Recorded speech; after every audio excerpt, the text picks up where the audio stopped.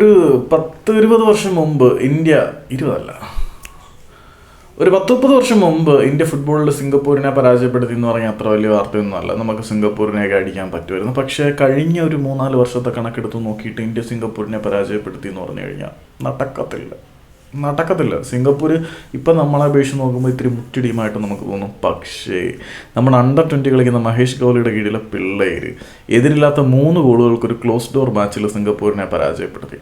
ആശിഷ് നേഗി പറയുന്ന അനുസരിച്ച് നോക്കുകയാണെങ്കിൽ ആദ്യ പകുതിയിൽ തന്നെ ഇന്ത്യ വളരെ മനോഹരമായിട്ട് കളിച്ചിരുന്നു.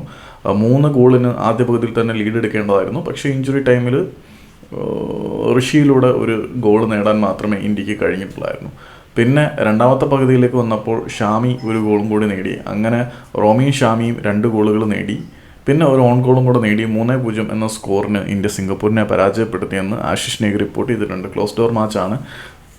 നമുക്ക് ഡീറ്റെയിൽസും കാര്യങ്ങളൊന്നും കിട്ടിയിട്ടില്ല. എന്തുകൊണ്ട് ക്ലോസ് ഡോർ മാച്ച് എന്ന് ചോദിച്ചു കഴിഞ്ഞാൽ നമുക്കിപ്പോൾ AFC ക്വാളിഫയേഴ്സ് വരാൻ പോവുകയാണ്. ആ ക്വാളിഫയർ മത്സരങ്ങൾക്ക് മുന്നോടിയായിട്ട് നമ്മുടെ മത്സരങ്ങൾ എക്സിബിറ്റ് ചെയ്ത് കഴിഞ്ഞാൽ എതിരാളികൾക്ക് നമ്മുടെ ഗെയിം പ്ലേ എങ്ങനെയാണെന്ന് മനസ്സിലാക്കാനും പഠിക്കാനും അതിനനുസരിച്ച് കൗണ്ടർ സ്ട്രാറ്റജീസ് മെനയാനും ഈസി ആയിട്ട് തൂക്കാനും പറ്റും. എന്തായാലും ഇന്ത്യൻ ഫുട്ബോൾ ഇപ്പോൾ ഡെവലപ്മെൻറ്റിൻ്റെ പാതയിലാണ്. ഇപ്പം നമ്മുടെ യോഹാൻ ബെഞ്ചമിനെ പോലെയുള്ള ഹമീദ് അലിയും പിന്നെ ഹത്തീം അലിയും യോഹാൻ ബെഞ്ചമിനും വിദേശത്തു നിന്ന് ഇന്ത്യൻ ടീമിലേക്ക് ജോയിൻ ചെയ്ത 2 പേരാണ്. അവരൊക്കെ ആ മത്സരത്തിൽ കളിച്ചിരുന്നുവെന്നാണ് റിപ്പോർട്ടുകൾ പുറത്തേക്ക് വരുന്നത്.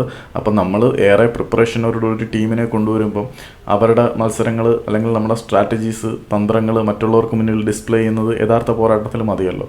അപ്പം ഒരു ക്ലോസ് ഡോർ മാച്ച് നടത്തിയത് നല്ലതാണെന്നാണ് ഞാൻ വിശ്വസിക്കുന്നത്. ഏതായാലും സിംഗപ്പൂരിനെ ഇന്ത്യ 3-0 പരാജയപ്പെടുത്തി. ജൂനിയർ ലെവലിൽ ഇന്ത്യൻ ഫുട്ബോളിൻ്റെ പുരോഗതി ഇത്തിരി പ്രതീക്ഷയുള്ളതാണ്. അത്രയേ ഉള്ളൂ.